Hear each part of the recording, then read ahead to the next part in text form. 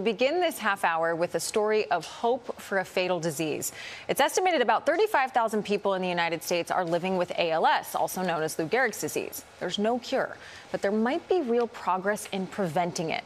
CBS News chief medical correspondent Dr. John LaPook has that story. John, good morning. Good morning. That's right. ALS causes nerve cells to stop working normally. And currently, there is no cure. But a patient I spoke to is part of the first known attempt to prevent the disease. Jeff Veerstra isn't afraid to ski down an iceberg off the coast of Chile or skydive over British Columbia. What does frighten him is his family history. My mom died of ALS, and all of her siblings did. And how old were they? They were in their late 30s and early 40s. ALS, or amyotrophic lateral sclerosis, is a progressive disease that causes the nerves controlling muscles to deteriorate. Over time, a patient loses the ability to walk, talk, and eventually to breathe. Veerstra and his sisters all tested positive for a genetic mutation that made it likely they would develop ALS.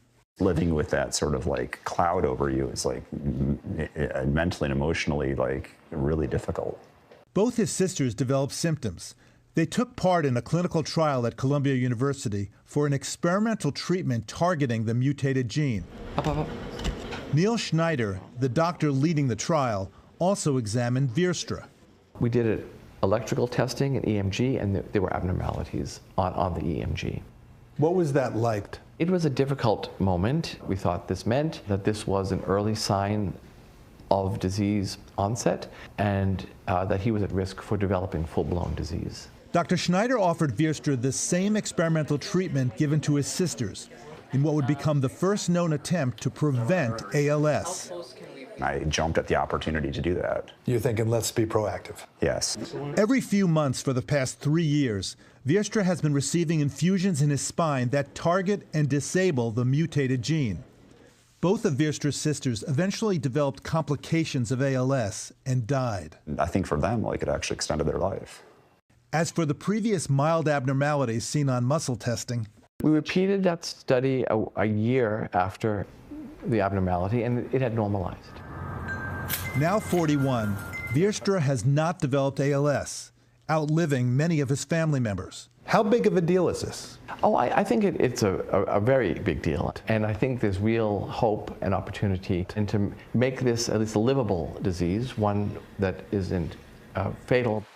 He continues to work as a scientist as well as ski, hike, and travel the world. What are you thinking?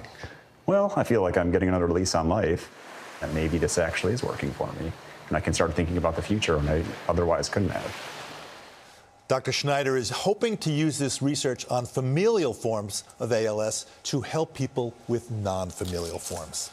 I mean, this is an incredible breakthrough in development, Dr. LaPook. Yeah. You have a personal connection to this as well? Yeah, I took care of a wonderful woman named Jennifer Estes, who had ALS, and sadly, she was a producer. She died in 2003, but before she died, she and others formed a foundation called Project ALS, which over the past 25 years has raised more than $120 million, most of it going to research. I can just hear Jennifer whispering in my ear, mention our website. It's projectals.org. She would be so excited and pleased to see how much research is going on right now and what she started with all of her efforts. And I mean, just that last line, I have tears in my eyes right now hearing him say, I otherwise couldn't have. Yes, Dr. LaPook. So wonderful. You're still such a wonderful doctor to her, even after she passed. That's so wonderful. Thank you so much for being here. And on Saturday. Yeah, of course.